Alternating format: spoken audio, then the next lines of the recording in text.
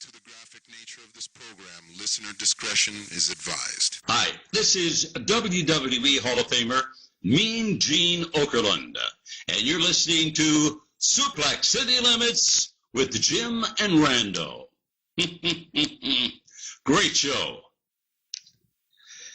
Couple of no good pricks as far as I'm concerned. Please. Yeah. Truly.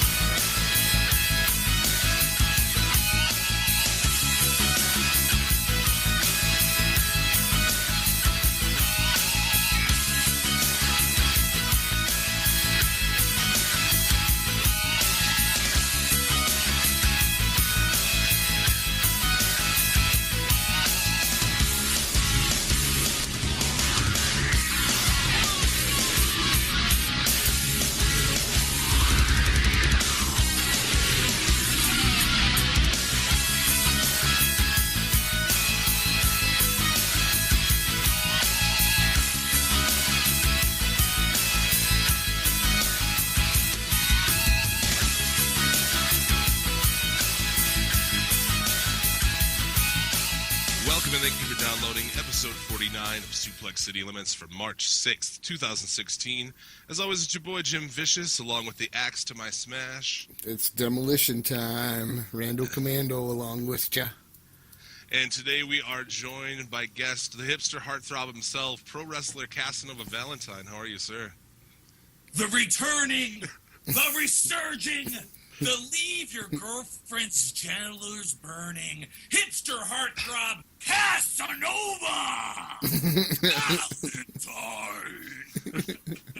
We just got our asses handed to us on that opening. Yeah, we did. Yeah.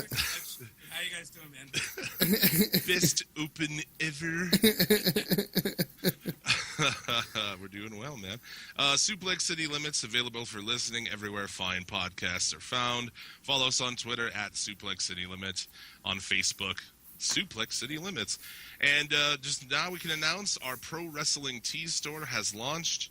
We've got our first t-shirt design up there, prowrestlingtees.com/Suplex City Limits. Buy a shirt, DM us. We'll give you a shout out on the show. Randa will send you pictures of his nipples, maybe. Oh yeah, of course. I got them. I got them pre-taken already. You get one nipple. You got to buy two shirts for two nipples. Yeah, it's a nipple shirt. So check that out. Buy a shirt, or if you maybe if you're poor, you go to Patreon. You just give us $1, $1 single. We'll take it. If I could set it lower, if I could set it to you, give me this change, I would take change. Take this thing out on the street. We'll sit on the corner with a fucking hat. A hat and a little table set up. Yeah. We'll podcast for food. I always figured being in metal bands, I always figured, like, at least no matter where life takes me, I can, like, have a sign that says we'll do metal vocals for food. So let's talk some wrestling, boys. Hey, Cindy, thanks for taking time out on a Saturday morning, afternoon to come and talk wrestling with us. Yeah, I was talking before the show started. I live in Brooklyn, New York, and I work as a bouncer, so I'm fucking exhausted. So I didn't even leave the bar till like 6 in the morning, and then, just the nightlife here, it's rough. So I drink a Gatorade, slap myself around a little bit. I'm happy to be here. So I was curious about that because I saw some posts from you on Twitter and like a couple hours ago. I'm like, did he go to sleep or? Oh no, I got like a solid 40 seconds, and then Just like briefly sat down and then got. yeah, I went, okay, and I put my shoes on. Awesome, man. So yeah, let's talk about your career in wrestling, and we got a lot of shit to talk about. Yeah, there's a lot of stuff I'd like to get into. So yeah, man. So we started off like I always like to go all the way back. Wrestling fan growing up, I imagine. Yeah, absolutely. So yeah, this it's ironic that you just asked me to be on the show because my favorite pro wrestler of all time was Hayabusa. Really? Oh, wow. And Okay. actually, and people don't expect that from me. Like, people are listening that aren't familiar with me. I'm like 6'2", big guy with beard. I'm more of a Bruiser Brody, Ox Baker kind of guy. But I always loved the high flyers. I couldn't help it as a kid. That's what hooked me. So I remember getting I remember watching ECW at like 2 a.m. on MSG Network here and seeing Sabu, then eventually started trading tapes. I was like 10 or 11, trading Barbary Deathmatch tapes. But then I discovered Hayabusa, and I was set my entire life. I always loved Hayabusa, so Yeah, really rough day. I was so bummed when I woke up and saw that. It was awful. Yeah, I was really surprised by it. We almost put him in our Hall of Fame like 2 weeks ago, and then we let our guest choose, and Brian Danielson, let's call him by his real name, Yep. retired, so he put him in instead. And yeah, we have this thing going in the show where we put people in the Hall of Fame and they die. Which Yeah, is okay. kind of disturbing. Like God. we put Dusty Don't Rhodes in put the me Hall. there, ever. We put Dusty Rhodes in the Hall of Fame. He died like a day later. Like, Yeah, it was like the day we put out the podcast, I think it was. So it's your guys' fault. All right, so good. Yeah, I'm sorry. I'll be sure to have a mediocre career now. I don't want to get famous. So. Sorry. Yeah. It's like our... Taking the dream away from us, guys. Yeah, sorry. If you will. Sorry about that there, Daddy. Took it all the way to the pay window. Yeah, let's just talk about Hayabusa while we're here. Hayabusa is the 44th inductee into the Suplex City Limits Hall of Fame. Oh, we got that out of the way. Yeah, my first exposure to him was ECW. The tag match? Yeah, the one match he worked there. Yep. And I always remember being very confused about why him and Sabu dressed the same. these dudes like from rival Genie lamps? What's happening here? Yeah. Yeah, I know. I think the first match I saw was a tape I had that was like best matches of Sabu from Japan. So it was I think it was FM. I'm not familiar now. It's like a million years ago. But Sabu versus Hayabusa, and just being like blown away that there was a cooler Sabu. I was like, what? There's a cooler Sabu with a ninja mask, and I kind of like lost my shit. So it's like Shinobi Ninja, it's cool. Yeah, that's pretty much how do you make Sabu cooler? You put a fucking mask on him, ninja mask on him, right? Yeah, he's like a Ninja Gaiden or whatever. Yeah. Yep. It definitely does to get from that vibe, man. Dude, an innovator of so many moves too. Like a lot of moves that you see still to this day. Seth Rollins uses the Phoenix Splash and shit.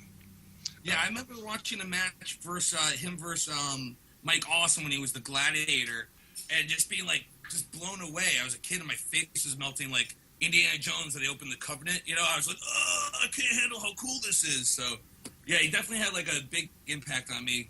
Too bad my chubby ass can't do half the shit he ever did. So, I don't know, man. I saw some footage of the long distance relationship. Oh, off the and that's apron? pretty fucking agile for a big guy. I was like, holy shit, that's throwing yourself off the apron at the fucking guardrail. That shit's pretty intense, man. Yeah. Long distance. So people that don't know my move, the long distance relationship, it's a flying hook kick, and I usually just do it, off the run. But I had a hardcore match in Brooklyn, and I put the guy, nutted him on the guardrail, and ran off the apron and spiked him with it. Yeah, But that didn't go as good as I planned. I've done it a couple times before, but that time I didn't let go off the rope a little bit. I held on a little too long, so I cracked my head pretty bad on the apron. I don't know if you can see in the video. Oh yeah. It's like that looks fucking brutal. Yeah, it's usually smoother than that. That's awesome. But yeah, all around is Hayabusa, and also that was that tag match had Shinzaki in it as well. Yeah. Right? That guy's such a so stud. cool as a kid growing up with all the markings over his entire body. Yeah, And he was wasted in WWF when he went there. I was gonna say, he was with like Bear Horowitz, right? Was he put in a tag with him? Oh, God, I don't know. But Yeah. he did go to WWF and like have some really interesting matches. So if you go back and like some of those random pay-per-views, you'll find him in there doing like amazing shit, like right in the middle of all this dog shit. Yeah, I think just this morning someone posted on Instagram or something a match. I don't remember. It was like In Your House '95. I'm really not sure, but he's wrestling X-Pac. And he just does a cartwheel backflip over the top to the outside, just like on an In Your House versus X-Pac. You know what I mean? Just blowing it away. You know.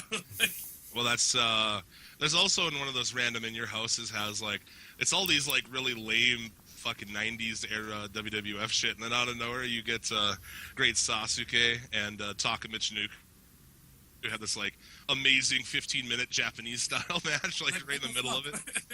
Like, oh, hidden gems that people need to check out if they have the network. So there you go, man. Hayabusa, badass. After that, you know, that neck injury, that was intense, but he actually was walking with a cane recently. So I remember a while back seeing the video of him walking in the ring for a show, but yeah, it's such a downer. I remember seeing that clip of when he was paralyzed and just being like a reminder, like, yo, you know, it's pro wrestling, but you know, you definitely have to be careful, man. You know. Oh yeah, it can happen any fucking time. Anytime. Anytime, So, anytime in anything, really, you know. But yeah, you never know. Look at what happened to Tyson Kidd now and shit. It's like, oof. He may never return. You know, like that guy can't even turn his head. Yeah, it's brutal, dude. Yeah. I suppose let's not think about these things. Yeah. Let's move along to happier thoughts. That's fucking awesome. Getting dark. It's too early. You know? So, yeah, man. So he was always your favorite. When did you? Where did you train, man? Who did you train with? Yeah, so I'll give you everything. So I'm originally trained. Well, I tried a couple places, but the first place I really got going was New York Wrestling Connection in Deer Park, Long Island. The guys that have come from there are Zack Ryder, Trent Beretta, Kurt Hawkins, Mike Mondo, who was in the Spirit Squad, and Tony Nese. And I don't if you're familiar with Alex Reynolds and Johnny Silver, the Beaver Boys. The Beaver Boys. Yeah. So so it's a really good school. It's originally founded by Mikey Riprack from ECW.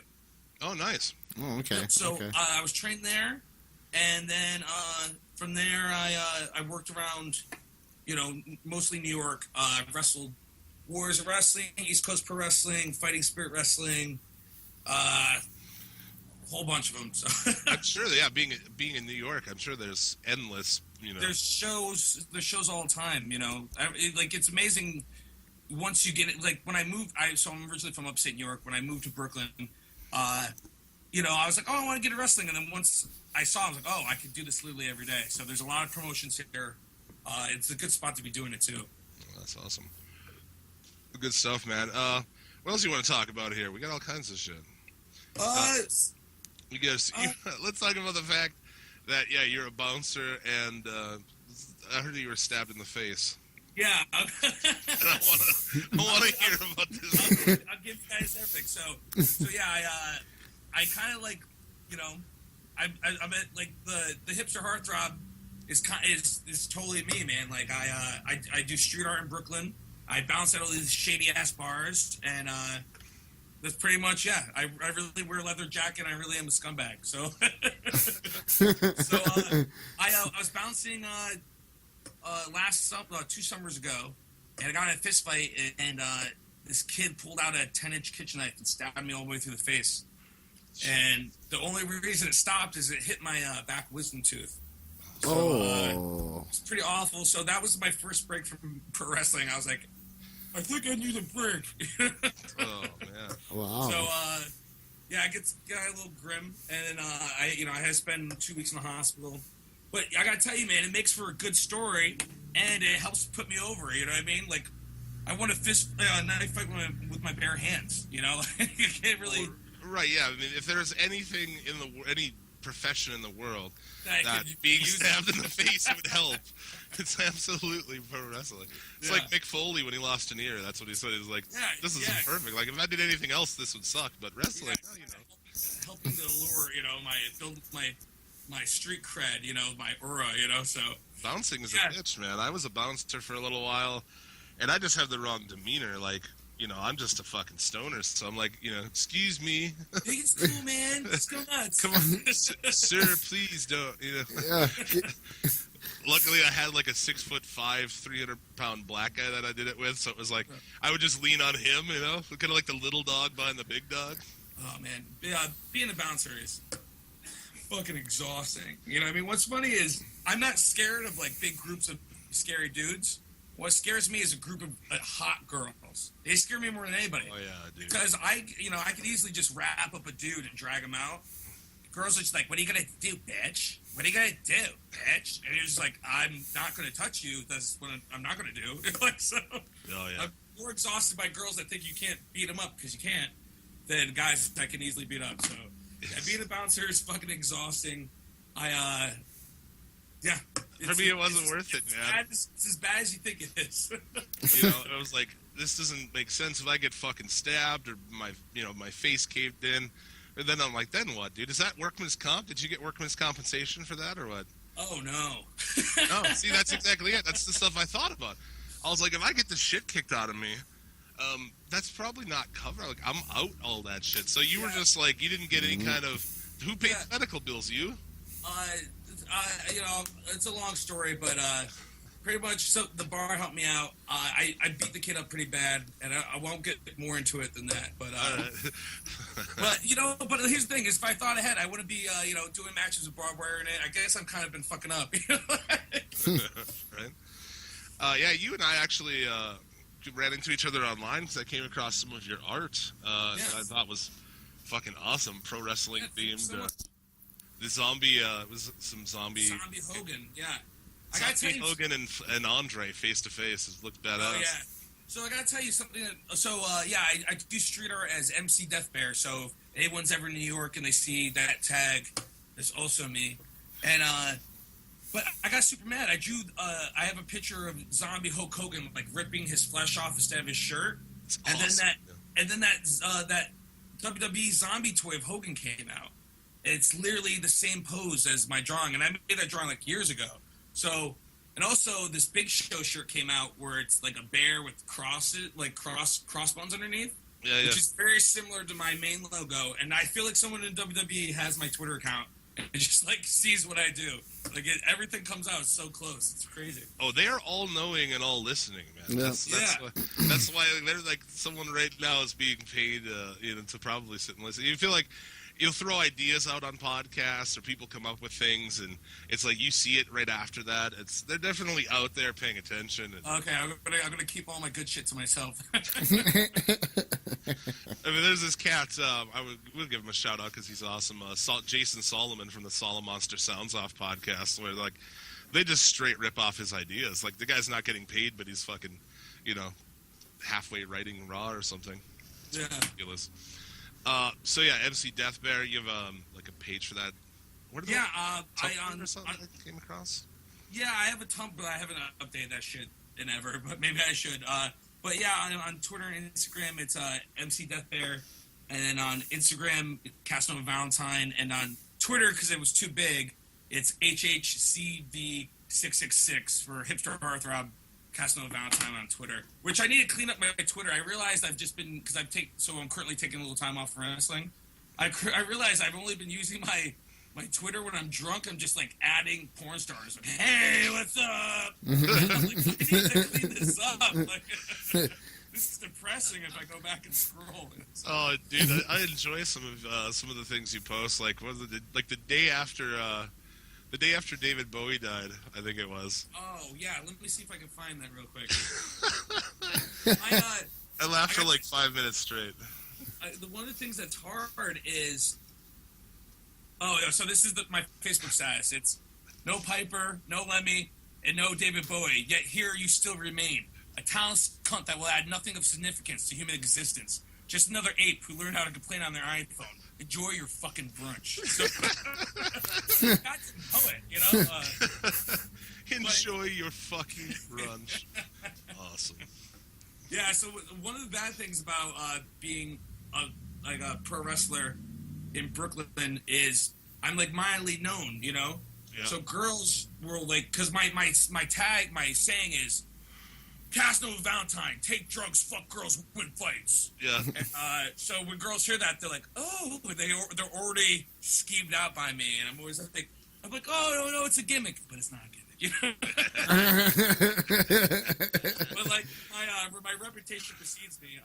Another thing I wanted to mention real quick. So I was just recently in the New York Post, which is like, you know, a big newspaper here in New York, and I went on a blind date for the paper. Yeah. And so the best part is they're talking about I'm a pro wrestler, and what did she say right here? She's like, I thought it was really cool that Christian was a professional wrestler, but some of the waiters recognized him, which was cool, but they kept talking to him, and I felt intimidated and didn't know what to say. I felt left out at times. So Yeah, I saw that. Like, so how much did you give her? Like a little bit of kayfabe in there, or no? So like, yeah, it was funny. Like one of the guy has come to the shows and he was just like, "Do you know who you were on a date with? This is Casanova Valentine. He's sick." Oh, that's funny. Yeah, There's wrestling nerds everywhere, man. It hasn't been a Valentine match without me just drenched in blood. It could just be a normal match. I managed to get busted open all the time, so it's kind of like my thing. Bleeding is your thing. Just bleeding like a stuck pig all the time. Yeah, that's crazy too, man. The New York Post, that's like, you know, that's probably the most famous paper in the country. So. It's cool, and I pretty much used the date just to plug myself, and it worked out great. That's amazing. And it was just, yeah. So you was there a second date or no? No, she was very sweet. I just, you know, she was just really shy. But the thing was, I got free food and free beer, and I'm down for a fun time. So whatever. There you go. That's pretty sweet. Yeah, man. We also have a movie that's coming out soon, or what? I was just in a music video for like a rapper, this rapper named Soulcon, who super talented guy I met a couple years ago. He used to be a battle rapper, and he has a video of him with over 1 million views of him just like wrecking this guy. I'll send you guys a link to it later. But I was just in his newest music video just as myself, so I'll send you guys a link to that too. That's cool, man. Yeah. And you say you got to return. You have dates coming up at all? So I'm just going to start training again. I've taken some time off, but I have nothing set yet. But the thing that's hard is, like, I'm in Brooklyn. I work as a bouncer, and I do all this stuff. So before I was taking off for all these dates, and you know, I'm still bouncing, so I had to take off work to go wrestle. I was just getting burnt out. So I'm going to start back up soon. I think I'm just going to start with, you know, hopefully just working NYWC in Deer Park, Long Island, just to get my foot back into it. And then from there, I'll start trying to book Fiber Wrestling and other promotions. My goal coming back is the places I would like to be is I'd love to get in Beyond Wrestling. Yeah. The most. Yeah, definitely. But I'd love to work like Beyond, Hood Slam, more like zanier, like you know, stuff like that, you know.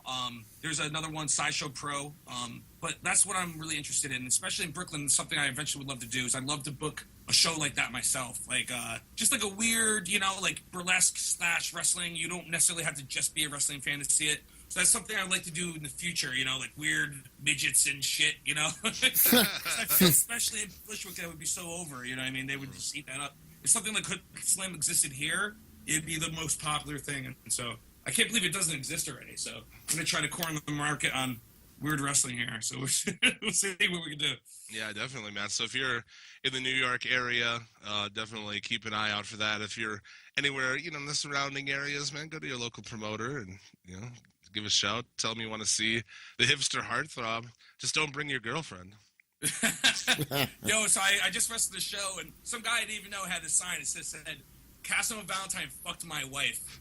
And I was just like, get that guy a better seat. I'm like, let him move up. So, like, it may or may not be a fucking shoot. It's like I very well could have. So yeah, let me. Here's a couple of things I want to say. So one thing that's really frustrating. So I was originally looking for schools. Is like I'm a big dude with a beard, and I try to go. I check out different schools, and they'd be like, "Oh, okay, you're gonna be Jebediah, the corn husker. You're gonna come out in an Amish garb, and you're gonna churn butter." And I'd be like, you know, I was like, I've always had to defend the hipster heartthrob, you know? Yeah. And, like, my finishing move is called the gentrification.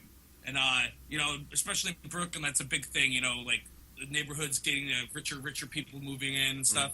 So it's, like, all topical for, you know, New York. And I really understand my steez here, you know?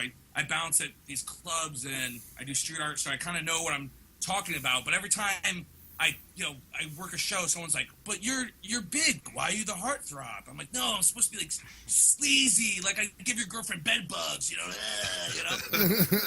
So it's like, and they're always like, "But wrestling fans, you know, you gotta dumb it down for them." I'm like, "No, but I got the internet, you know." So like people that do get what I'm doing will see it and pick it up, you know. So that's one of the things I'm glad that I have the internet on my side, because if people that get it see me, they love it. You know what I mean? Well, yeah, we posted some of that with in our group of, like, you know, a group of people who are like fans of our show and just, you know, stuff like that. And I posted some stuff about you know, that you were coming on and like that your top 5 moves and shit. And like everybody's like hipster heartthrob. That's fucking fantastic. Yeah. I agree, man.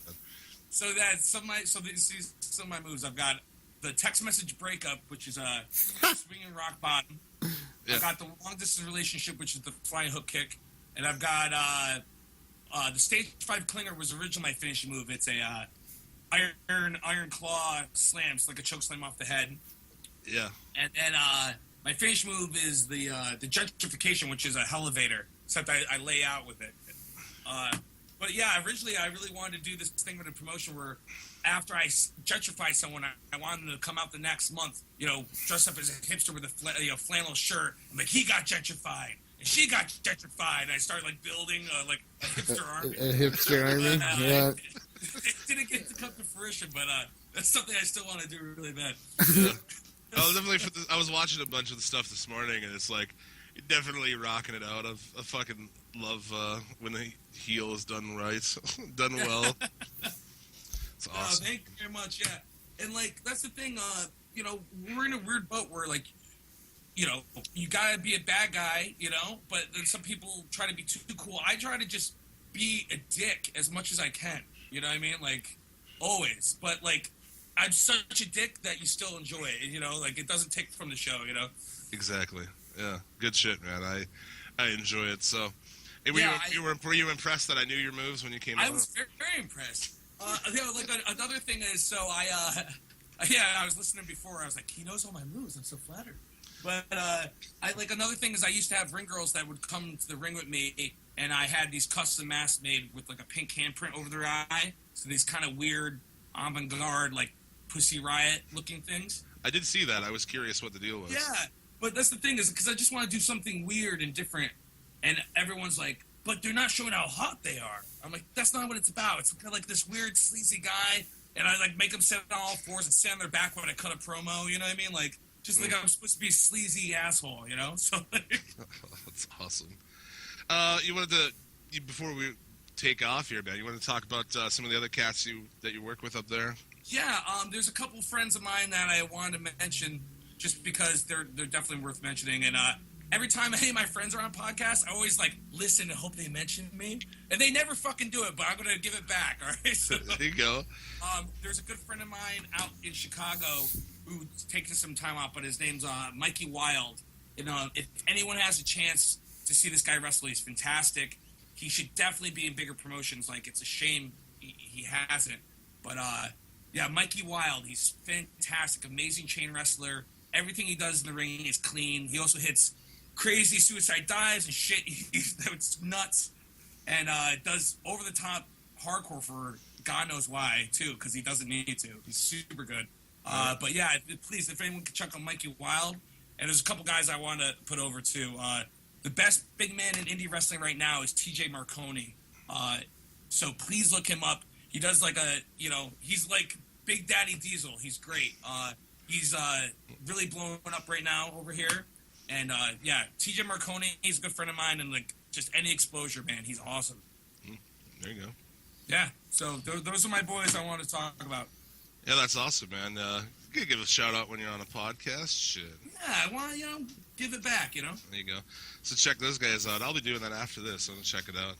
Yeah, so, man. Just want to go ahead and plug your social media and shit, and people can get a hold of you. Yeah. If you'd love to see me live, I'm going to be starting back up. It's the Hipster Heartthrob Casanova Valentine. You can follow me on Twitter at HHCV666, on Instagram, Casanova Valentine. And also, if you'd like to check out my artwork, this is originally how I met these guys, it's MC Death Bear. And, if you want commissions, I've designed other wrestlers' T-shirts, anything like that. Fucking hit me up, man. And, dude, we just opened a T-shirt store. Oh, well, you know what? Mm-hmm. If you guys need something, we'll make it happen. I originally got a hold of you. I was like, I want to fucking get this, get the fucking zombie tattoo, dude. Yeah, I would love that. That'd be fantastic. Have to do that someday. That's good shit, man. But yeah, definitely check it out. Yeah, thanks so much for having me. Yeah. And fuck yeah, all right. Fuck girls and fights. Casanova Valentine's out, all right. All right, man. That was Casanova Valentine, the Hipster Heartthrob. Thanks again for taking time out to hang out with us, and let's move on into the week of wrestling, my friend. Oh boy. Someone this week told me, they're like, you guys' podcast is really good. A little negative. A little negative. Oh, only about WWE and sometimes NXT. Other than that, we're happy dudes. Well, TNA, I mean. Yeah, well, yeah. I watched about a half hour of TNA this week, the first half hour of their show. Did you? And you survived? I did. I'm here. I lived. What the hell? I give props that there was a match right away, which was good. Mm-hmm. It opened with a fucking angle match, and I was like, all right. So there wasn't some half-hour-long bullshit in the ring first. That was good. I actually was watching a few, just flipping through some WrestleManias this week of the era that I really wasn't watching wrestling in. Yeah. And I don't know. Seen some angle matches and was kind of like, well,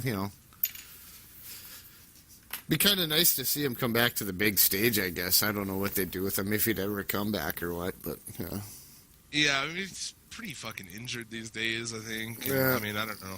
I thought a year ago, and if you go back on this show, you can find it, talking about when Rusev was at his peak, man. That would have been the shit, man. Rusev at his peak, undefeated, out there talking shit about America. Boom, the song hits, surprise, fucking angle. Dude, come on, man. Yeah. Who'd we get it instead?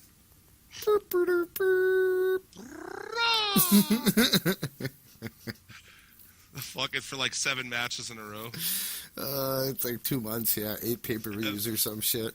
And I think that was even during the time when they snuck in the 2-week or every 2 weeks pay-per-views for a couple months there. Oh, wasn't that? You remember that? Speaking of which, if you didn't watch, if you fucking fell asleep this week, you missed out on the WWE Roadblock coming this week here. So we'll talk about that too, I guess. Really? Yeah. Next Saturday, dude. WWE Roadblock, dude. It'll be followed by, they're also going to name a bunch of other ones after jobbers from WCW, so WWE High Energy. WWE Renegade. Renegade, fuck. Yeah, dude. But we'll get into that fucking bullshit. Because it's garbage. Let's talk some news real quick here. TNA wrestling lawsuit against Scott Steiner has been dismissed. Holler if you hear me. Yep. He said there was a 66 and a 3% chance that was going to get thrown out. He was right. Yeah, exactly. I would have loved to see, how much money would you pay to watch that court case if he chose to represent himself? I would pay money, hard-earned money of mine, for transcripts of that. Scott Steiner in a suit defending himself, dude. Oh my god, that'd be great. Who would be his? What do they call them? The help for the defense. Well, I don't know. I'm saying he'd be defending himself. So right, but he'd have some sort of assistant, wouldn't you say? Maybe not. Would he have a tag team partner? Would Rick come? Rick would halfway stop through making his argument. No further questions, and then tags in. Rick comes in, and barks at him and shit. Or no, it's like a surprise entrance. He comes through the courtroom doors and stuff. Lights go low and shit. tags in Rick, and Rick comes in barking at the witness and like does the fake pee on them thing. That'd be genius. That should be a show. It is a show. We just thought of it. We're printing money here on Suplex City Limits. Man. Yeah, we're speaking money right here. Television masterminds. But yeah, there's no real point to that other than just to like once again reiterate that fucking Scott Steiner's awesome. And like, you should, if you haven't seen him come down to the ring with a tiger, you should. And just go watch fucking Steiner Mania for episode of Botchamania. It's looking great. Oh, it's a bit. You'll thank us. You can thank us later on Twitter, so it's all good. Do the come behind when I go behind. Fucking awesome. Check out his workout video too. That's pretty stellar. That is good, dude. Get you in fucking shape. Make sure you call over about 3 fucking broads so they can sit on your shoulders while you do squats and shit, man. What you're gonna need for this workout? You're gonna need 3 hot brats. And a dumbbell. Yeah, and a dumbbell. So, have you watched any of the Edge and Christian show on the WWE Network? I've spared myself from such atrocity. I'm going to give you a little review. Are you? On it. Sure. Oh, I can't wait. It leads into a story, so it's a segue. Okay, all right. Edge and Christian show, 3 episodes have aired thus far. I'm 50-50 on it. Some of the stuff's really funny. Some of it's not funny. It's worth a watch, man, because they do some funny shit. They do something called EC dubs on there. Okay. Where they do like voices over old footage. Okay. So they have that the beach bash thing where it's like, with Sting and Vader, and they blow up the boat. You remember that whole fucking deal? Yep. I remember that whole deal. So they're doing voices over it. That shit's fucking hilarious, man. Like, there is some funny shit in Edge and Christian's show, but at the end of this week, their show, they had like a commercial, and it's Howard Finkel doing a voiceover. And it's like today's episode is paid for by the following, and it's like Sunny drops, and it's like if you're feeling itchy or feeling twitchy, turn to Sunny's Miracle Drops. Side effects may include erratic behavior, cake fancer, because she did fake cancer, that miserable piece of shit. Yeah. And multiple TUIs. Oh wow, really? Yeah, dude. Oh, Twitter calling them ugly Canadians. Ooh, easy now. Did they say they were sorry? No, they didn't. No. She said that they were bitter because she wouldn't sleep with them when they first came to WWE. As if there was anybody she didn't sleep with. Yeah, don't lie. Don't lie. But they are kind of, from watching the last couple of weeks, they are kind of changing things up a little bit. It's not so PG anymore, from what I... A little bit. Yeah. I'll give you that. She also said, those 2 fucking ugly Canadians can say what they want. I will see them at a convention somewhere. You probably won't, actually, because these guys don't have to do conventions. Yep. And snort all their fucking money up their fucking head. Somewhere. I'm a ruthless bitch. Gross. I think it's fucking awesome. I laughed my ass off at that, dude. We're fans of ripping on Sunny any fucking time you can. Yeah, we did like a couple of shows in a row where that's all we did. Every show. Well, yeah, she comes up every show because she's a fucking train wreck of a human being. So, we always got Sunny news to talk about. It's a fantastic disaster. It really is. And like I said, I popped for that. I thought that was fucking funny, man. So a report came out talking about how much money some top executives are paid. They released their notice of annual meeting of stockholders and proxy statement. So this is this has all of the money that people are making in 2015. Executives, okay? Okay. So, this is fucking terrible.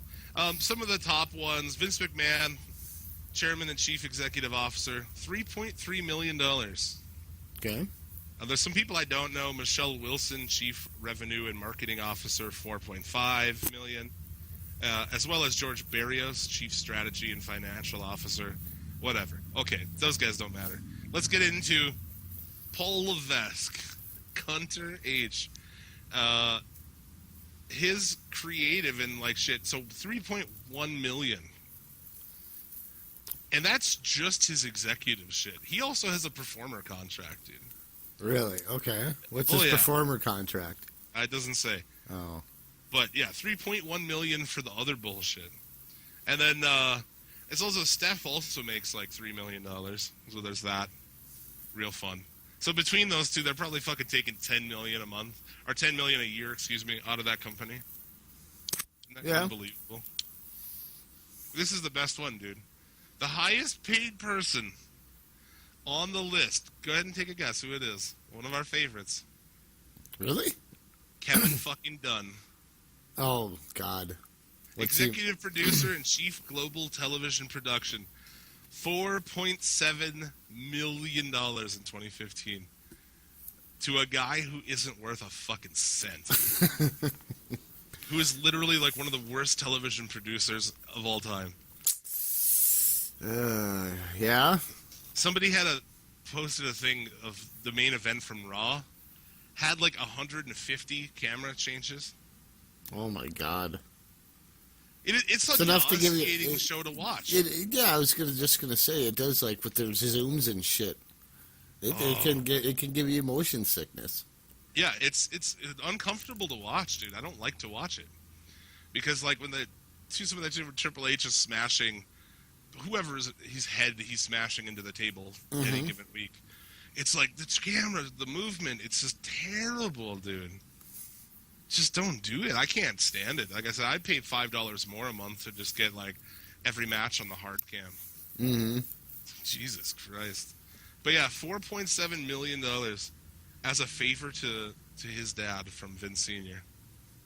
Gross. So yeah, there you go. Fucking Kevin Dunn. Piece of shit. Moving on. You want to talk about Triple H, Vince McMahon, and John Cena set to star in WWE Studios' Surf's Up 2. Oh boy, can't wait. Straight to DVD, I'm sure.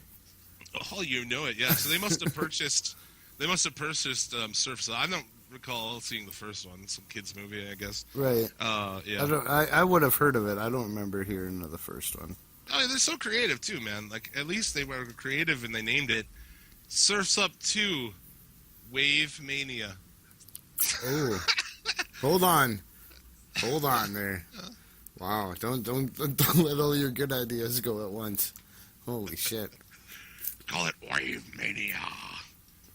Dude, it will feature voices of The Undertaker, Triple H, Paige, who can't even fucking talk. Vince McMahon. Them and Sony are co-financing the animated project, which will be distributed with a 2017 release date. Oh, I can hardly wait. Yeah, dude. There's you want to hear the tagline for it? Oh boy. Okay. Hold on. Let me get ready. Okay. All right. I'm ready.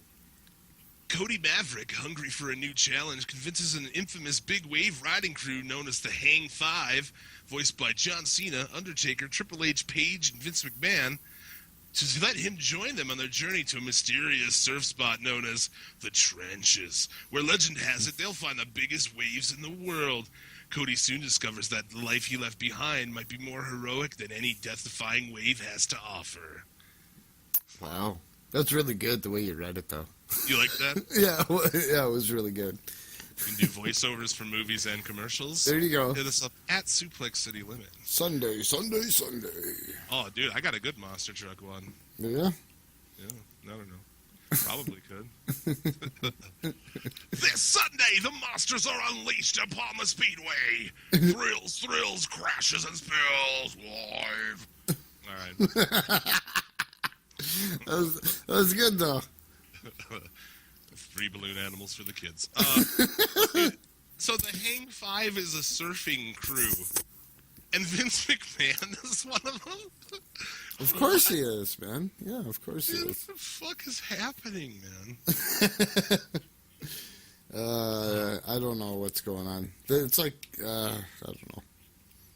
Well, I can't wait, though. I already pre-ordered 3 copies. Yeah, just in case you wear one out. Yep. I got you a copy too.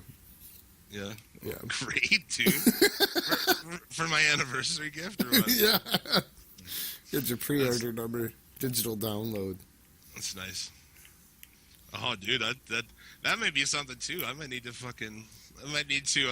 I know how much you enjoy the wrestling-related, podcast-related gifts that I've given you. Perhaps there needs to be a 1-year anniversary fucking gift purchase. I don't know what I can get. Something fucked. Something fact. Yep. Something as fucked as the Macho Man trunks I got you for Christmas. I have them on right now. That's it. That's all. No, I'm totally kidding, by the way. I don't have them. Oh, Jesus. But that's... Oh, this is a good... Kevin Nash. Okay. Anyway, just tore his quad. Actually, he just heard that, and he tore his quad. No, Kevin Nash to donate his brain and spinal cord to CTE research. Okay. Because, he took a lot of bumps and... Well, of course he did. Head trauma. The guy took like 4 bumps in his entire career, dude. Unbelievable. What are they going to find? Nothing, one of them was on the house, too, wasn't it? Well, yeah, that was on the house. Yeah, that one was on the house. Yeah. Fuck, dude. I don't understand. Like, I mean, if anything, they should do some research on his quads. That would be way more interesting findings. Then, yeah. Because really, like, I'm sure he got hit with a chair now and again or somewhere in the head, but probably not, dude. Like, did anybody work a safer career than that fucking guy? I mean, yeah, no ladder matches, nothing like that. I don't recall. No, nothing. I mean, like, anything he did, he came in, he did his 5 moves of doom, and that's pretty much it, dude. So, yeah. Moving from one joke to another, TNA releases a video preview for their new AJ Styles DVD. They're putting out an AJ Styles DVD, dude. Holy fuck, his, like, so jilted girlfriend. You know? Yep. It's like your ex-girlfriend would, like, sending pictures of your dick to your new girlfriend or something. Like, bitch, come on now. AJ Styles DVD. Probably actually pretty decent. Oh, I'm sure there's some good stuff in there. But, I mean, where do you go to buy a TNA DVD? Online. Fabulous Freebirds were the next inductees into the Hall of Fame, but we knew that because they already all got spoiled. Yep. So, whatever. Lucha Underground has a event coming up, a live event, actually, their first step, at WrestleCon event. So they have a fucking Pentagon will be there, Phoenix, Aerostar.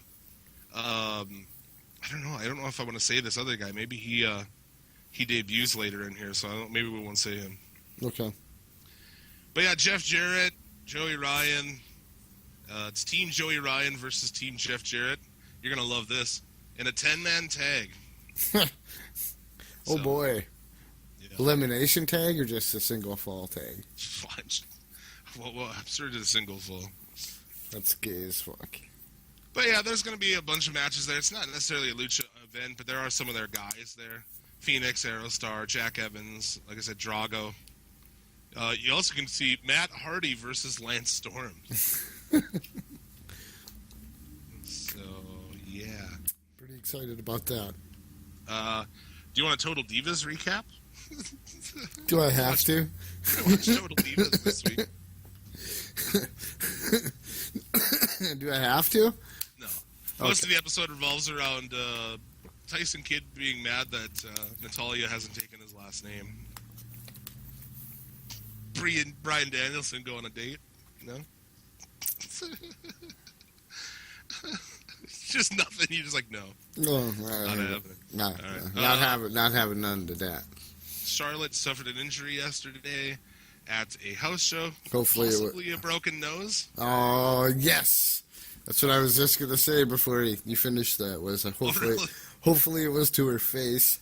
I don't think that bitch's face can sustain much more damage. Well, maybe they'll fix that nose. Oh man! Woo! Speaking of talking shit on women wrestlers and Total Divas, so I decided, I'm like, you know what? we like to live tweet with the people. So I always live tweet, Raw and pay-per-views and shit. So I was like, I'm going to tweet fucking Total Divas, man. And, so I started getting some followers. Some people were liking it. And then, dude, I disturbed a shitstorm, a hornet's nest, if you will, of the fucking Bella Army, dude. And, oh, man, there's some really good shit. Way to go. Is this going into Mark Tank? Do we get Mark Tank right now? Well, we can get into Mark Tank after this, if you like. But, yeah, so these people are getting pissed off because, I basically, it's like, Cena's not going to marry Brie Bella. I don't know what she's thinking. She's calling herself, like, future Miss Cena on the show. And some dude's like, what's the difference between Raw, or what does Raw have? What the fuck was it now? I don't know, something about Raw, the difference between Nikki Bella, and I said that Nikki Bella's had more sweaty men on her than Raw. And holy shit, people got mad. This little white knight kid, turns out he's a 16-year-old male. Little punk-ass kid. March Madness. At No Remorse to All on Twitter, you bitch. I'm calling you out. Anyway, no. He has this picture pinned on his profile, and I just thought this was the fucking dumbest shit of little white knighting for women celebrities. Supporting women in wrestling is rooting for your favorites like anyone else, buying their merchandise, supporting their pursuits in life, their other pursuits, music careers, modeling, fashion lines, etc., defending them from shitbirds, making cool-ass graphics, whatever. Okay, so supporting women in wrestling is not shaming them because of their bodies, shaming them for cosmetic surgeries, shaming them for how much makeup they wear,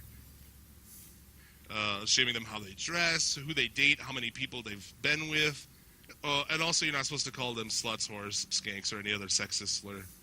Are you fucking serious? You've taken out every single thing that we can critique how they wrestle. Is that okay? Fuck, we do critique how they wrestle.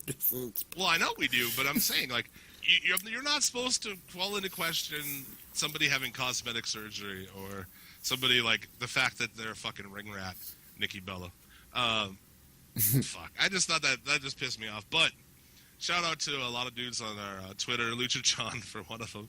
Whenever somebody tries to come on and, like, get funny, and try to, like, be a fucking keyboard warrior, it's great because, like, I just sit back and watch, like, a pile of Suplex City Limits people just beat them into the ground with some of the most offensive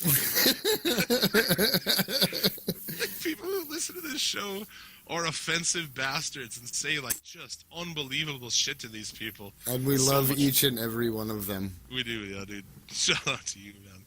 Pulling a fucking run in. Lucha John, yeah, just completely smashed these fucking people into the pavement. It was great. But yeah, anyhow. Don't be so fucking serious, dude. I sent over the definition of satire. Like, do you understand comedy and satire? Like, I don't really give a fuck about any of that Nikki Bella and shit, but I'm going to call her a whore because that's funny and it makes people laugh. That's right. And she is a whore, really. Mm-hmm. I mean, she is one, so. Anyway. There you go. That's pretty much the news I had for this week. We've done the Hall of Fame already. Let's slog through some WWE before we do something fun in Mark Tank. All right. This Raw was so fucking terrible, dude. It's one of the worst Raws in recent memory. I don't know, like, I had a real fucking hard time watching this show. Most certainly did myself. It's bad. It's as bad as any terrible Raw has ever been. Honestly. I don't even care about it. We could bust through some of this bullshit, but to Triple H and Ambrose, there was a decent there. Ambrose was decent in that promo. I thought he was pretty funny in some of the shit, and I thought it was pretty good. Now that we've got the good stuff out of the way.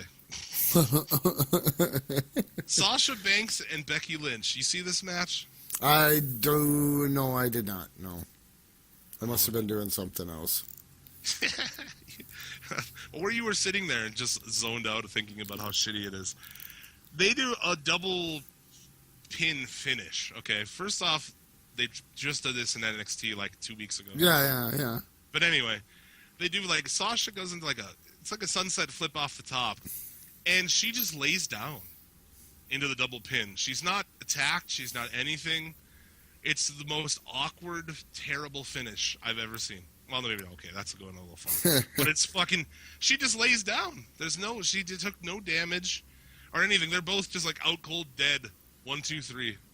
Unfucking believe. So they can set up a triple threat match. That is. Yeah. Spoiler. Yeah. I mean, we all saw that coming any fucking way. Obviously, it's like everyone sees that coming, and it's like they keep going with it anyway. Miz defeats Dolph Ziggler with a roll up in like a minute. Yeah, saw that. Okay, you saw that. Saw that. Terrible. Stephanie McMahon, you might not have. They may have cut that shit with that double. Well, no, they have to show that double finish. It's good. They kept showing replays of it, and it was just like worse every time. Yeah. I might have not dozed off or something. Who the fuck knows? I did fall asleep in this Raw, and I had to go back and watch it. But Stephanie McMahon's acceptance speech. Oh my god. How is this show supposed to be entertaining when you got some cunt out there? Her voice makes me want to stick a screwdriver in my ears. It makes me want to shove a screwdriver up my fucking pee hole. Terrible. I hate that woman. As a person, I hate her. Not just as a on-screen talent. Sheamus and Rusev defeat the Lucha Dragons. Because why not? Yep. Did you see Natalia's Subway commercial? Yes. In the show. Mid-show. Holy shit. How fucking disgusting is that, dude? How do you stay in shape? Well, I love this new chicken sub. Oh, my God. Why can't you just have commercials? Like, they're like, well, we can have commercials, but then we can also have commercials in the show. This is, you know, did it with Hardee's that one time. It's like, dude, what the fuck? Yeah, that's right. They did do that. And I was, like, pointing out to international listeners on Twitter. I don't know what kind of commercials you see, but in America, only commercials you see for wrestling is just terrible food. Food that will kill you. Yep. And that's it. That and, like, Rent-A-Center, where you can pay 50% interest to get a TV. Yep. Or a couch or a sofa. Yeah. It's like, Little Caesars, fucking bacon-wrapped deep dish pizza, Hardee's, Taco John's, Taco KFC, yeah. I almost said Taco John's, and only a few of you who are in this part of the country will know the beauty that is Taco John's. Way better than Taco Bell. Gloriosa. Take it to the bank. That's right. I'm all about that potato Olay shit. That's right. Meat and potato burrito. Oh, dude. I go there for breakfast sometimes because it's very ill-placed being like a block and a half from my workplace. Right, yeah, man. It's like every day I'm driving by it and I'm like, oh, I could get a breakfast burrito. Those breakfast burritos are pretty good. I like their grilled stuffed burritos too. The ones that they wrap in a tortilla. Those are kick-ass. Yeah, if you can't tell, I haven't eaten today yet. Either have I, man. That's how we start talking about food. After this, I'm going to decide if I'm going to actually make something or just be lazy and order fucking food. I got biscuits and gravy and some pork sausage. That's what I'm rocking today. There you go. That's pretty good. That sounds like a pretty fucking good deal right there. That's a hearty, nice hearty meal. So there shall be a nap involved later on today. Saturday, dude, napping. Ryberg. Feed me more. Feed me whores. Feed me s'mores. Who gives a fuck?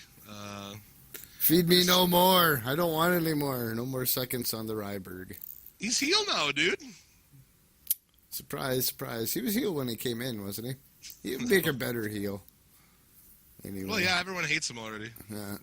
He just... That's funny. That's how that is nowadays, that WWE. It's like, people hate a guy legit, and then they're like, well, we'll just make him heel because, they already boo him and hate him. Like, hate him. Yep, and then they're geniuses for doing it.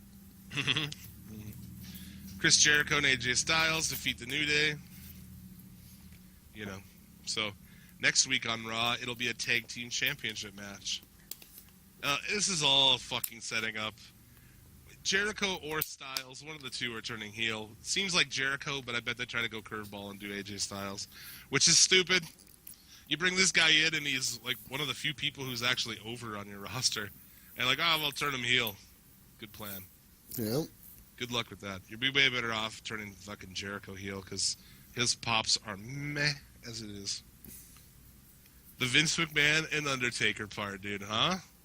Yeah. Terrible. Undertaker took longer to walk to the ring than he did talking. Yep. Not that his promo skills are anything worth fucking anything, but Yeah, they're not like, yeah. It was pretty bad. And dude, why have him, like, everybody watching this knows that you guys suspended Titus O'Neil for grabbing your arm. Yeah, the Undertaker comes out and grabs his throat. Okay. Yeah. Solid thinking. Explains nothing. You know, I was like, oh, maybe, like, how are they going to explain why the Undertaker would do this? And no, they're not going to. Well, they don't have to. No, they don't. You got a Wyatt family promo somewhere in this show. They didn't work on this night, which is whatever, but Bubba Ray Dudley defeats Jey Uso, huh? Oh, boy. Nice. Yep. Well, at least the Usos, they're not putting the Usos over. Well, they will. I Big know. Show defeats Kevin Owens. Show wins by countout after crotching Owens on the top rope. This is the second half of the 50-50 booking from SmackDown, because on SmackDown, Owens won. So Owens wins on the show nobody watches, and the old fucking fat guy who can't walk, he wins on the show people watch. Yeah. What the fuck? A count out after crotching on the top rope. Unfucking believable. Naomi defeats Brie Bella. Blah, blah, blah. And the main event, Dean Ambrose defeats Alberto Del Rio by disqualification. And it ends, Triple H comes out, beats the shit out of Dean Ambrose. Just like he did Reigns. He actually got the proper response this time. He got a booze because we actually like Reigns. Yep. Or Ambrose. You said Reigns. Excuse me. Yeah, whoa. Whoa. I'm deep in Iran here today. It's been a long day. So, and fucking, you can tell that someone probably said something to Country, because last week he totally went face out there. Got the belt above his head, he's lapping up the applause, and then this week he was working it very heel, so scaled that back. He can't help himself, dude. He can't help himself, and he'll never go away.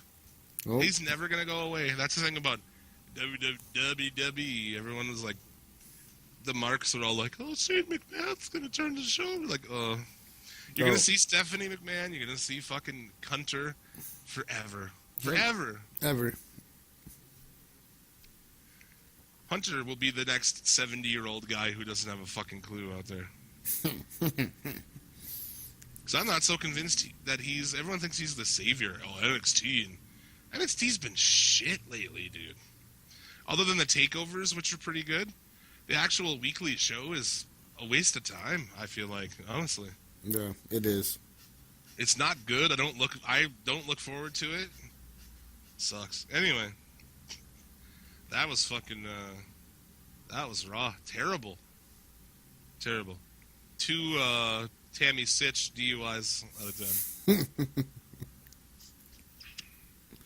2, Hacksaw Jim Duggan coming out WrestleMania 7, all dressed up in like Uncle Sam. Holy shit! Yeah. Holy shit! What are you talking about, tough guy? Oh! Right? I love the tough guy thing. I was trying to tell, I just want to start calling everybody tough guy. Just like go to a fucking, hi, how can we help you? Yeah, tough guy, why don't you give me a bacon cheeseburger? Like, instead of calling people chief or buddy or guy, just like tough guy. Hey, tough guy. Hey, tough guy, give me a pack of cigarettes. Yeah. Fucking do it, man. Everybody should try that out. I feel like I should be bigger if I do that, though. Just start calling people tough guy. Not even a hostile, just like, you know what I'm saying, a tough guy. Try it out on somebody. You know, we'll see how it works, huh? Oh, yeah. NXT quick before we do Mark Tang. Got nothing to really say. You got to see some newer guys on this, I guess would be the upshot. You got to see Hugo Knox and Tucker Knight, huh? Yeah. Lose to the Vaudevillains. So, yeah, there's that. The Vaudevillains are heel now, I guess. Yeah, they have been for a couple of weeks, haven't they? See, terribly, though. They, like, all they did was, like, have a couple vignettes of them with, like, at the end of it, it goes, like, a dark tone and they could look angry. But they haven't changed their work style really that much. It's stupid. It's just one of those things, like, you're stuck. Gimmick's not a main card gimmick. No, yeah, it's a mid-card gimmick for sure, yeah. So, Emma with Dana Brooke versus Santana Garrett. Don't give a fuck. What? Nothing. Just funny, because that's about what I thought, too. Eva Marie and Nia Jax will be going against Bayley and Asuka. So, That's exciting. At least we'll have good wrestling on one side of the ring.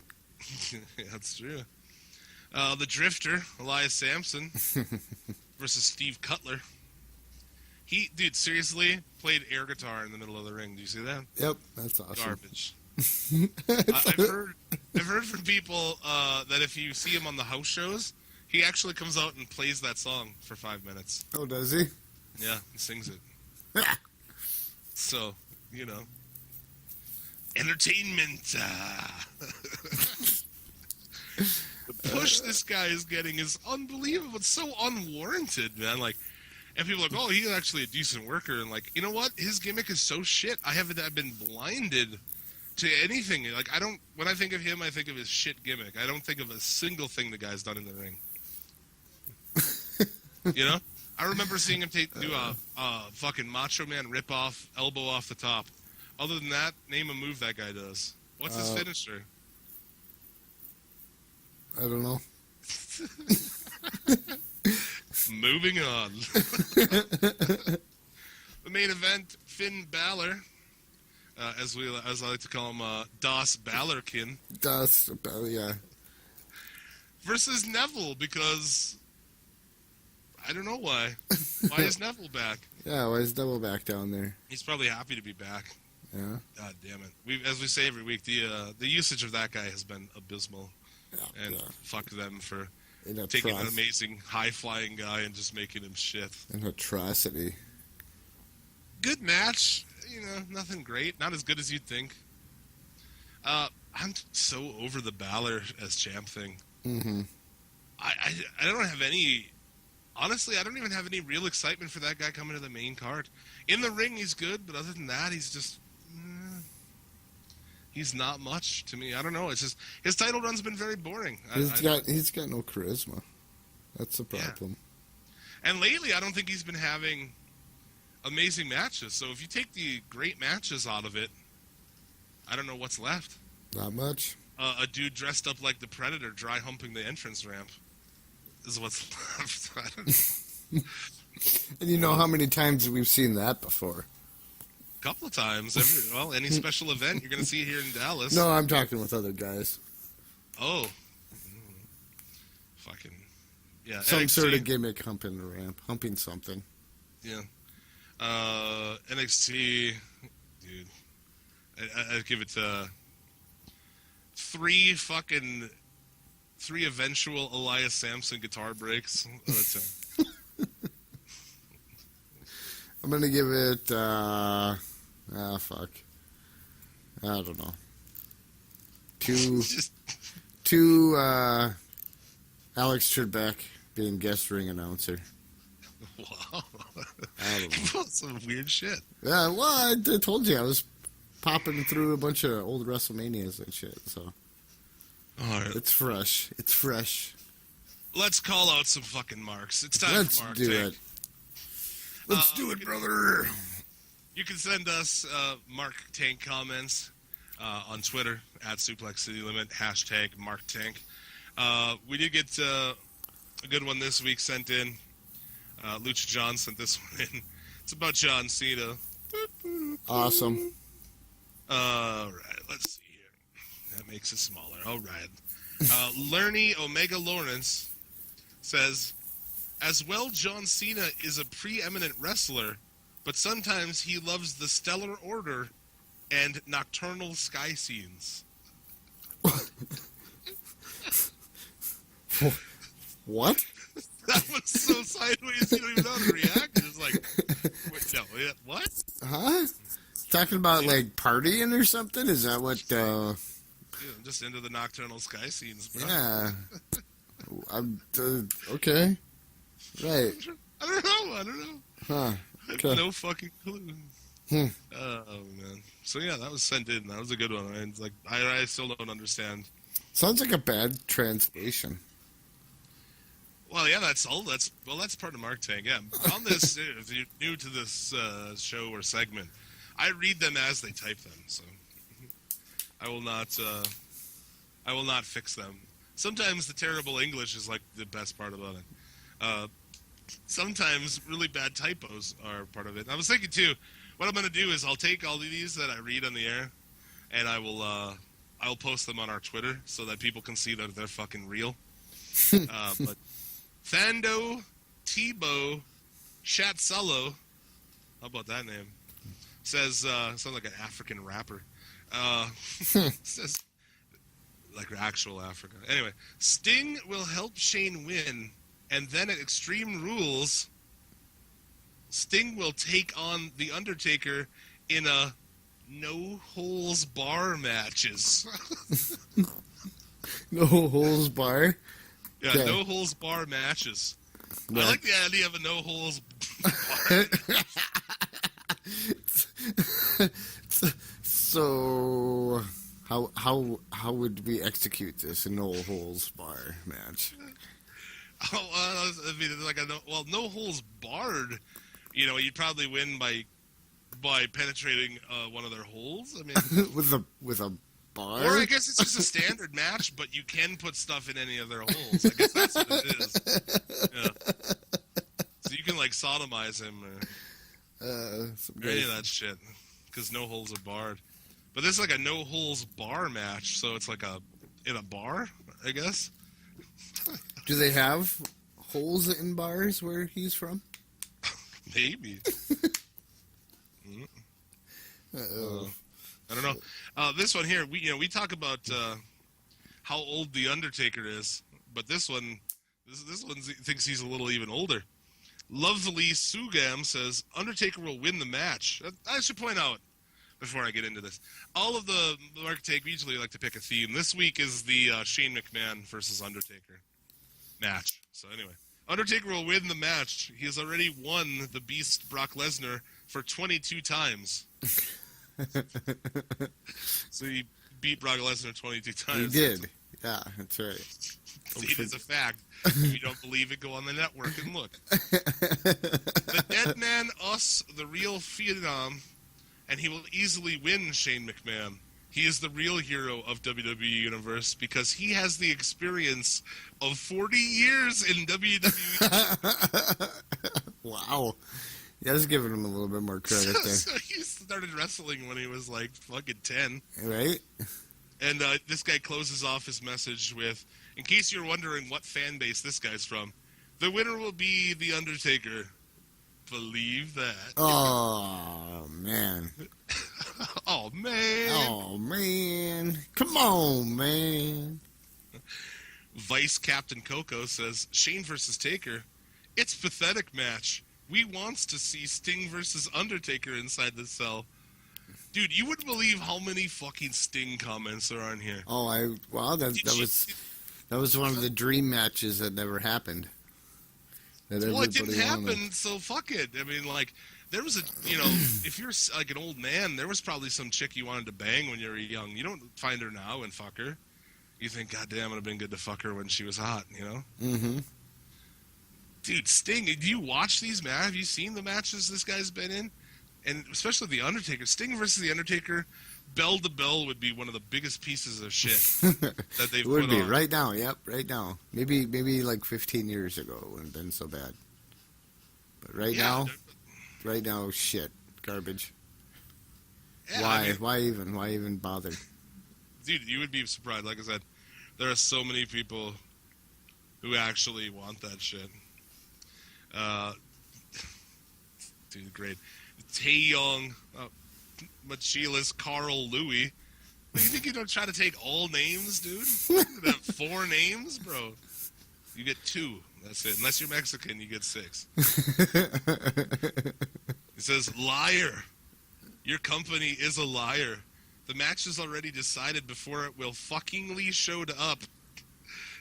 Just like in your government, the president has already been chosen. Not before by the people, but by a secret society. And possibly you belong to that secret society. That's I hope awesome. your company will fall, no matter what kind of development you show. It will fall. And that's the bottom line. He's a rock fan. That's like death to infidels shit right there. That is. That's some Illuminati shit right there. That's some, like, ISIS terrorist level mark shit. Yeah, pretty good. Funny. Secret society. Tommy Mador says, it's funny, Taker has neck tattoos, then he don't, then he does again. Has a mohawk and poof next week long hair. Are they using the double again? What the fuck is this guy talking about? Can somebody explain to me what he's talking about? So evidently the Undertaker has tattoos that are missing, and he had a mohawk one week and long hair the next week. That's never fucking happened. None of that obviously has never happened. Yeah, I don't know. I don't know what he was watching. I think He was watching what we were watching. maybe they're so far behind over there that he's like just guy's like super old wrestling that he's watching. Oh, maybe. It's just all random old shit. He doesn't know that it's like from different years. He thinks that that's how the storyline progresses, because it wouldn't be much different than how the storylines do progress. No, each and every fucking time, right? If you just jumbled up like 5 different Raws from a given year and just mixed them up and played them in order, they'd make about as much sense as the current fucking product does. Aryan Tawari says Undertaker versus Sting is best for business. Epic match. All old school fans love to see this. Epic feud between 2 iconic phenoms. No. No thanks. No. Like I said, maybe 15 years ago, but no. There's another guy. Somebody call Sting, please. WWE is incomplete without him. Oh, God. All right. You just like throw in the towel. This is ridiculous. I agree with him. Yep. Bring Sting back. Yep. Bring him back. Yep. Fuck. Got any more? That was a good one. I've got a bunch. Vanny Mania Junzujosh says, man, I know the dead man will make his tongue-skipping rope. What? Okay. He's gonna turn Shane McMahon's tongue into a fucking jump rope, dude. Okay. This guy has just one name, Perez, P-A-R-A-S. It's like a Madonna or a Cher or something, just one word. Let us endeavor so to live, so that when we come to die, even the Undertaker will be sorry. Whoa. These are people. Wow. Oh, God. So good. That one seemed a little dark, if you ask me. Manu Ricci Richmond says, the dead is coming, and the hell is going on. The hell is going on? What the hell is going on, dude? There you go. There's some Mark Tank for you, man. Oh, that's awesome. I look forward to it every week. It's so much fun. Seeing what the fuck these marks have to say. We should pick a mark once every year and put it on a t-shirt. With just a picture of the tweet itself. Yep, a picture of just the tweet itself, yep. Well, someone is still, like, every once in a while, one of the listeners will, like, we talk about wrestling, and he'll still talk about Fly Kite or whatever it was from last week. Yep. Who was talking about Roman Reigns or Triple H Fly Kite? Yeah, yep. Triple H. You are Dog Man.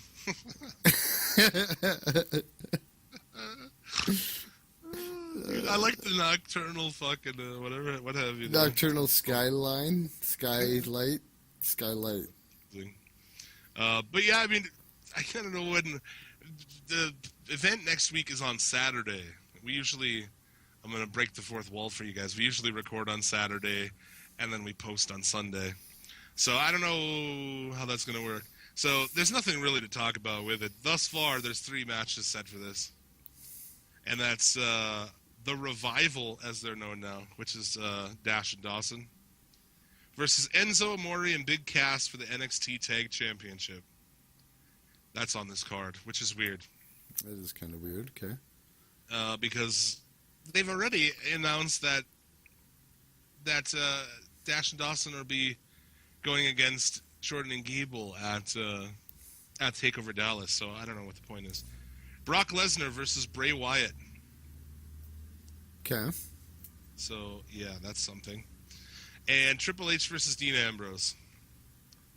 Because Dean Ambrose got a title shot on Raw this last week. Isn't it fucked up, dude, that you're like a month away from WrestleMania and now you've put all of that shit on hold so that you can do this instead? Yep. I think it's just because they looked at it and they're like, what are we going to do for 5 weeks? You know, they can't build anything anymore. Nope. They're best off. That's why, like, remember when they were doing that shit every 2 weeks? It was like, oh, the writing staff loves this. Yeah, well, of course they do. They're lazy fucks. Yeah, they can't We write can it. just 2 weeks of this guy attacks this guy, and then he attacks him back, and then they have a match. And then everybody's happy. Yeah, so I don't know, whatever. It's going to be another running in place thing. I bet nothing happens. Mm-hmm. Unless they're looking to, like, I can't see anything happen. There'll be no belt changes. But that's all that's set up for it. So it's going to be Saturday, March 12th from Toronto. Roadblock. Good luck. Huh? That's exciting. No, I can feel the excitement. Can you? Oh, yeah. So I guess we'll be watching that. Follow us on Twitter, and you can you can bullshit with me as I take shits upon it. That'd be fun. Multiple shits. Lucha Underground, huh? Woo! And just a quick note here too. If you need, if you just like think to yourself, man, I just wish I had more Jim Vicious in my life. You can catch me on the brand new episode of Mucho Lucha on the Federation podcast feed, where Tyler Fudge and I actually broke this episode down. Ended up taking longer than the show itself, but that's because we talked about all kinds of crazy bullshit. So check that out on the Federation podcast channel at the Federation. Anyhow, Lucha Underground, the saving grace of the wrestling week, huh? Yes. Most definitely the saving grace of the wrestling week. All in all, fucking another awesome episode. Mil Muertes and Katrina in the beginning. I thought that was, as always, a good backstage segment, basically building to, Mil Muertes wants Pentagon and Puma at the same time. Pulling a Tammy Stitch there. Ha! And he grabs Katrina by the throat. She obviously does her little disappear thing and escapes. Moving into the first match, Cobra Moon and Sexy Star. So we saw Cobra Moon once already, and against Bengala, and we were not impressed. What did you think of this one? She needs to find a different mask.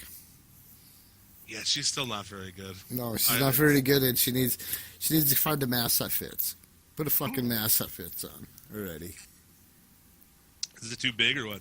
Well, yeah, it's just like halfway off of her face is all like crooked and sideways and goofy after this match. And putting her over on Sexy Star, that's kind of head scratching to me. It's like probably the first distraction. Probably the first time I really kind of was scratching my head a little bit here in Lucha. Well, since I started watching it. So. Well, I mean, it was by distraction. That is true. Yeah. Marty the Moth was out there. Yeah, you're right. Right. So, but yeah, this, if you were going to get a woman, you know, we're like, oh, we want to have another female character that does this.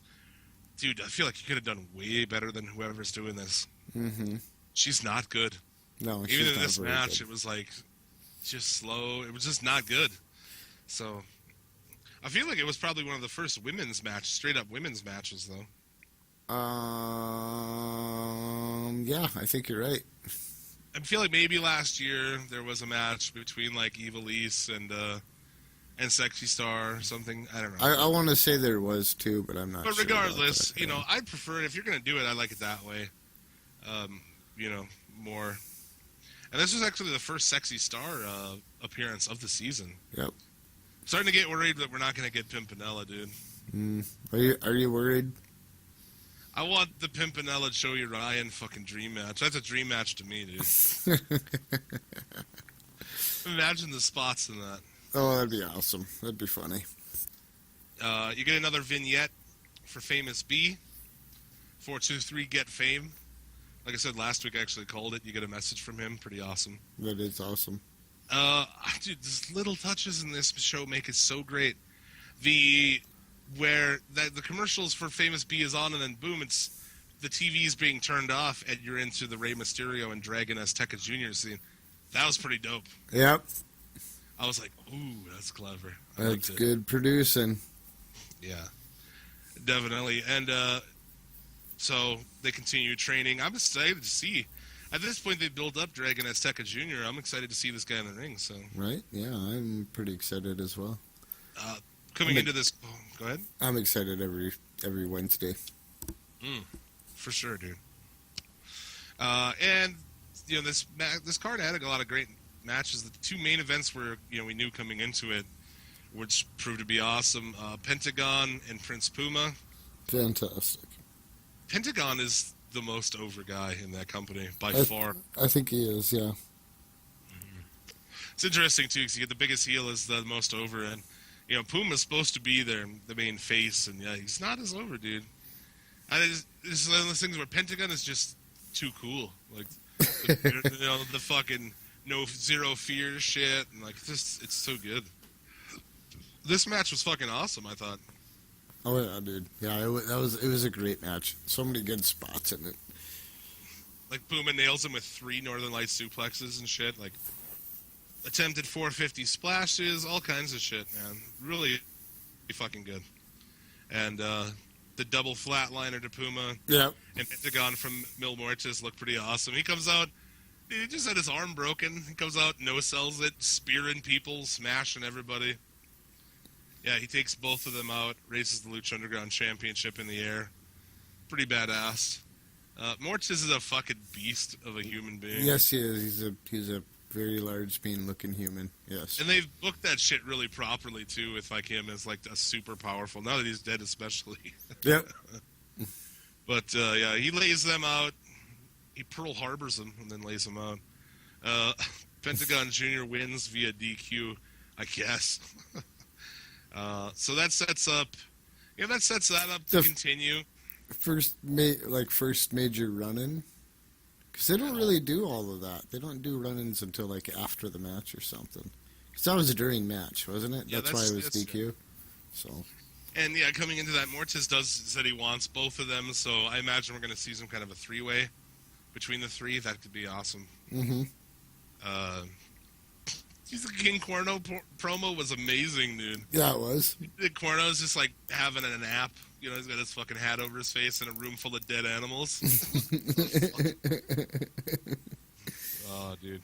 Pretty fucking fantastic. He's the hunter. He's the hunter. And they announced on here that 3 weeks from now, Aztec Warfare will make a return. So 20 of the best fighters in the world win an opportunity to add Mil Muertes Championship. So that should be pretty sweet. Yep. I enjoyed Aztec Warfare last year. I most certainly did as well. I was pretty excited when they made that announcement. Hopefully we get some different, some new faces maybe in there. That'd be good. Couple, yep. That's one thing too about this. Like we've said before, new guys coming in all the time keeps it fresh, keeps it interesting. I love that show in Lucha Underground, and like some new person shows up. It's like, fuck yeah. But the main event of the card, King Cuerno and Phoenix in a ladder match, Gift for the Gods championship match. Fantastic. Match of the night, one of the best matches of the year. So far. Yep, so far. Fucking Phoenix pulls the crazy leapfrog flip off of the roof over a fucking ladder out to the outside of the ring. That was fucking awesome. Oh yeah, that was rad. This whole thing had a lot of awesome ladder spots and setting up ladders all over the fucking place. Just badass, man. I would say Lucha Underground match of the season so far. That's far, yes. Easily. You get a ladder in there and these things happen. So, Cuerno goes through the table. New Gift to the Gods, Phoenix. New Gift to the Gods champion is Phoenix. So, Two-time. Right? So that will give him a shot at the title. Yeah, everything is shaping up. This season's been awesome so far, and it's unfortunate that it's one of the few good things happening on wrestling on TV. And it's only an hour long.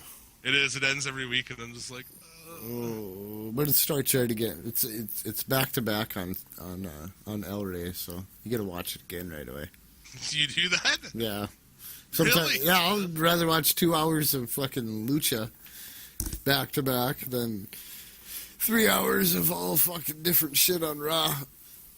Dude, that's ridiculous. It's true, though. So, yeah, good shit, man. Looking forward to next week. And we'll see what happens with that. I'm sure there'll be an Ultimo Lucha at the end of the show of the season again. Yep. So we have that to look forward to. And, yeah, and that's pretty much the week in wrestling. Right there. A good show today, man. Yeah, it was. It was pretty good. Interview, all kinds of shit. Yeah, so like I said, check out Mucho Lucha podcast on the Federation. Also next week, I will be on the Network podcast, guesting there. As always, check out our friends, Put 'em Over podcast, New Blood Rising, and Sat Pod. They are all awesome dudes. And I don't know. I guess we've done our Hall of Fame. We got nothing left. That's it, huh? That's all. Feels like we're missing something. But I don't know. Whatever. Somebody will let us know. I'm sure they will. So, yeah, that's going to do it for this week. I guess coming up here next week, we have a friend of the show, C Money, in the house.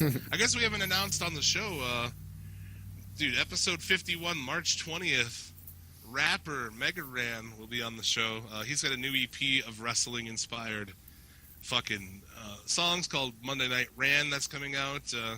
If you're into video games or wrestling and you dig hip-hop and shit, Mega Ran is awesome. Check him out. I just kind of threw that out on a whim, and surprisingly, he's going to be on the show. So That's awesome. after that, episode 52, the 1-year anniversary. Just me and you hanging out, man. And then after that, we've got Scotty from the Spanish Announce Table podcast, previewing WrestleMania 32.